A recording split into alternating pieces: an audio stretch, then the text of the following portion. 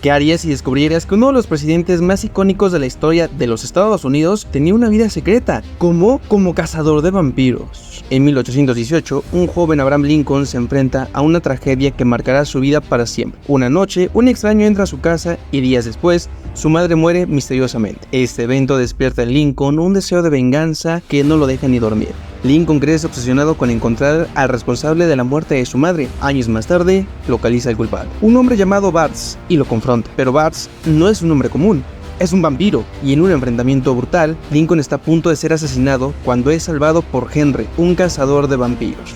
Henry revela a Lincoln la verdad sobre los vampiros y le ofrece entrenarlo para convertirse en un cazador. Lincoln acepta, pero a cambio promete dejar a un lado su sed de venganza. ¿Podría Lincoln realmente dejar atrás su sed de venganza? Ahora entrenado, Lincoln se embarca en su primera misión como cazador de vampiros. Su objetivo es un vampiro que ha estado aterrorizando a Springfield. Lincoln enfrenta al vampiro en una pelea brutal. Aunque es su primera vez cazando, Lincoln muestra sus habilidades adquiridas y logra eliminar a su enemigo. Sin embargo, esta victoria le deja con la duda: ¿cuántos más como él están allá afuera? ¿Son muchos? ¿Son pocos? ¿Y quiénes son? Lincoln comienza a darse cuenta de la magnitud de la amenaza vampírica. Descubre que los vampiros han estado utilizando la esclavitud para construir su imperio en el sur de Estados Unidos. La misión de Lincoln ya no es personal, sino una lucha por la humanidad. ¿Podrá un hombre solo detener a una legión de criaturas inmortales? Años después, Lincoln es ascendido al poder como presidente de los Estados Unidos. La guerra civil ha comenzado, pero lo que pocos saben es que detrás de las líneas enemigas se libra otra guerra, una guerra contra los vampiros. Lincoln descubre que su hijo ha sido mordido por un vampiro y muere al poco tiempo. Desesperado, considera usar sus poderes para revivirlo, pero sabe que esto significaría convertirlo en un monstruo. A pesar de su dolor, Lincoln decide continuar la lucha por la humanidad. En el último enfrentamiento épico, Lincoln y sus aliados logran derrotar a los vampiros y salvar al país. Sin embargo, la historia no termina aquí. Henry, su mentor, le ofrece la inmortalidad para que sigan cazando juntos, pero Lincoln se niega. La pregunta final queda en el aire: ¿qué precio estás dispuesto a pagar por tus principios? Antes de seguir con el video, asegúrate de estar suscrito al canal y activar la campanita de notificaciones, para que de esa forma pues no te pierdas de ningún contenido que hago sobre cultura general a través de la cultura pop. Sí, estoy hablando de cultura general a través de la cultura pop. Está increíble, yo lo sé. Así es que suscríbete, es gratis. ¿Qué conexión podría existir entre un cazador de vampiros y el asesinato de uno de los presidentes más icónicos e importantes de los Estados Unidos? Siguiendo con la trama de la película, la historia de Abraham Lincoln como cazador de vampiros llega al clímax cuando, después de ya darle la madre a toda la secta, bola y grupo de vampiros que querían apoderarse de Estados Unidos, él empieza a tomar un poco de descanso. La primera actividad que hace después de mucho tiempo de arduo trabajo es ir a una obra de teatro en el Teatro Ford. Su primera actividad fuera de trabajo y va a ser su última. Nosotros ya sabemos ese desenlace, pero aquí te voy a contar cómo estuvo. Lincoln, conocido por su destreza y valentía, ahora enfrenta un nuevo desafío, no en el campo de batalla o en la Casa Blanca, sino en su vida personal. Esa noche, como todos sabemos, sería su última noche con vida, pero lo que muchos desconocemos es el simbolismo que hay detrás de esa muerte en aquella noche. La pregunta surge: ¿cómo es que Lincoln pasa de ser un cazador de vampiros a ser la presa de esa noche? Ni yo lo sé, porque de hecho la película se queda hasta ahí. La velada en el Teatro Ford no solo marca el final de la vida de Lincoln como presidente y como cazador de vampiros, sino también da comienzo a una tragedia que cambiaría el rumbo de todo Estados Unidos y de la historia en general. Con su muerte en aquella función de teatro, surge la siguiente pregunta: ¿quién fue el hombre que se atrevió a asesinar al salvador de toda una nación? Como te dije, hasta aquí llega la película y empezamos con la vida real, con los hechos históricos. John Wilkes Booth, un actor talentoso y carismático, nació en una familia de actores prominentes del sur de Estados Unidos.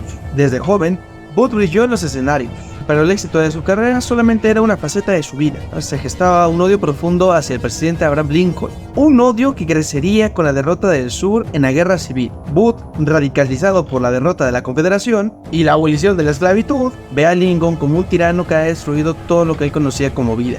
Con una mente llena de resentimiento, traza un plan para asesinar a Lincoln. Un acto que dentro de su cabeza retorcida veía como la manera de salvar el sur, que de esa forma también se podía redimir y que las cosas volvieran a ser como antes, en que Lincoln las cambiara. La noche del 14 de abril de 1865, mientras Lincoln disfrutaba de una obra de teatro en el Teatro Ford, Booth pone en marcha su plan. Con un disparo certero, Booth cumple con su objetivo: eliminar al presidente de los Estados Unidos, aquel presidente que había abolido la esclavitud. Si eso no fuera poco, mientras hacía este acto, él gritaba para que se resonara en todo el teatro: Sic semper tyrannis. Esa frase resonó por todo el teatro, pero no tan solo en el teatro, también resonó en la historia de toda una nación. No sé tú, pero lo primero que se me viene a la cabeza es: ¿qué destino le esperaba a este hombre que había asesinado a una de las personas, si no es que la persona más importante de la época de Estados Unidos? Se iba a escapar así porque sí, lo iban a atrapar, también lo iban a aniquilar, lo iban a matar, lo iban a encarcelar, lo iban a ejecutar. Tantas preguntas que poco a poco, mientras fui investigando el tema, pues le di solución. Después del asesinato, Booth huye, iniciando así una persecución de 12 días. Su plan original era irse hacia el sur, para que pudiera reunirse con los confederados que todavía existían y de esa manera lo pudieran proteger. Pero ese plan cada vez lo veía más lejos porque los federales le cerraban los caminos que lo llevaban al sur, y de esa manera se dejaba el sueño de poder salir libre de aquel asesinato que iba a cambiar el rumbo de toda una nación. Con una pierna rota y con toda una nación detrás de él, porque es el que acaba de matar al presidente de los Estados Unidos, Booth se esconde en un granero en Virginia, junto a su cómplice David Herlott. Rodeado por sus lados, Booth se niega a rendirse, y por coincidencia, el granero es incendiado. Yo no creo que haya sido coincidencia. En cuanto ve la situación muy complicada, Herlott, su cómplice, se entrega a las autoridades. Booth es otra historia. Él, con el afán de no ser capturado con vida, pues se queda en el granero. En eso, de la nada y de forma inesperada, un balazo atraviesa el cuello de Booth, poniendo fin a su vida y a su fuga. Mientras yace moribundo, sus últimas palabras fueron: inútil, inútil, destacando la poca importancia de sus actos que había hecho. Pero sobre esta pregunta: ¿qué legado dejó este acto de traición y asesinato? Si estás disfrutando de este relato, puedes compartirlo con tus amigos. Deja en los comentarios qué te está pareciendo esta forma de contar cultura general a través de cultura pop. Te estaré leyendo. ¿Qué motiva a un hombre a cazar al asesino del presidente de los Estados Unidos? ¿Y qué consecuencias trae este acto de justicia? Después de la muerte del presidente Abraham Lincoln a manos de John Wilkes Booth, la nación se sumió en dolor y caos. Booth, un actor radicalizado, había asesinado al presidente Lincoln en el Teatro Ford y había huido del lugar, iniciando así una de las persecuciones más intensas que la nación de los Estados Unidos ha vivido en toda su historia. Durante 12 días, Booth y su cómplice David habían escapado de las autoridades, escondiéndose en bosques y en graneros.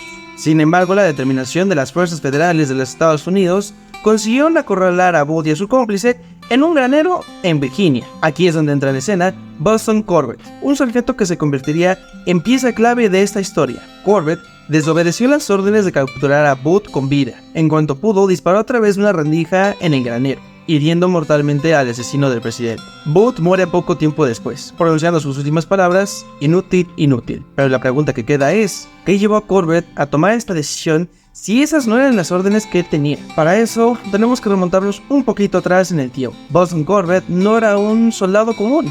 Su vida estaba marcada por una devoción y premisa hacia la religión y su inquebrantable moralidad, que después eso le jugaría en su contra. Había sufrido y sobrevivido a grandes adversidades que la vida le había puesto, incluyendo su tiempo como prisionero de guerra en Andersville, uno de los campos de prisioneros más mortales en la historia de la guerra civil de Estados Unidos. Su fe lo llevó a actos extremos. En un episodio de su vida, se castró a sí mismo para evitar tentaciones sexuales. Esta mentalidad rígida y su interpretación literal de la justicia divina influyeron en su decisión para dispararle a Booth sin recibir esas órdenes. Para Corbett, Booth no era simplemente un asesino, era una herramienta del mal que tenía que ser erradicada. Después del disparo que mató a Booth, Corbett se convirtió en héroe para algunos y villano para otros.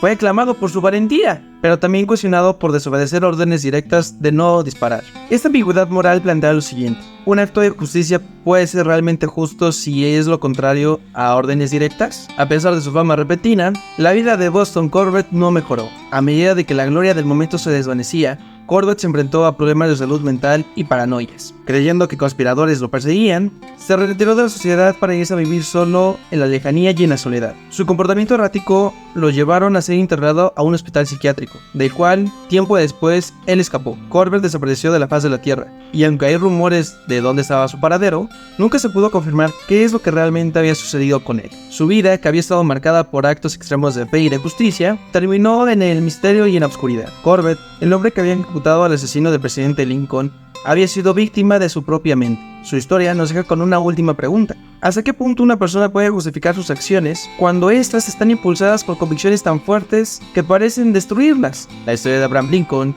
John Wilkes Booth y Boston Corbett nos muestran las diferentes caras de la humanidad en situaciones de conflicto extremo. Claro que puedes aprender cualquier cosa a través de películas y series. Abraham Lincoln, el cazador de vampiros, es una alternativa curiosa y fantasiosa para aprender de la historia de uno de los presidentes más famosos de Estados Unidos. Por otro lado, ya en la vida real, el caso de John y el caso de Boston también nos muestran que no por el hecho de ser villano o héroe, según como te pinte la sociedad, significa que pues tus acciones van a estar justificadas por un bien común. Por un lado, tienes a un actor talentoso que pues básicamente las ideologías de toda una sociedad destruyeron lo que él creía como bueno y como normal, que era la esclavitud. Gracias a eso tomó decisiones sumamente radicales que pues destruyeron a una nación y eventualmente terminaron con su vida. Y por otro lado, el que se supone que tuvo que haber sido el héroe de toda esta situación terminó igual o peor que el asesino, o bueno, el villano, Boston Corbett, el oficial que abatió a John Wilkes Booth, asesino del presidente Lincoln, pues no tuvo un desenlace bastante heroico como todos pensaríamos o que a lo mejor las películas se lo pudieran pintar. Todo lo contrario,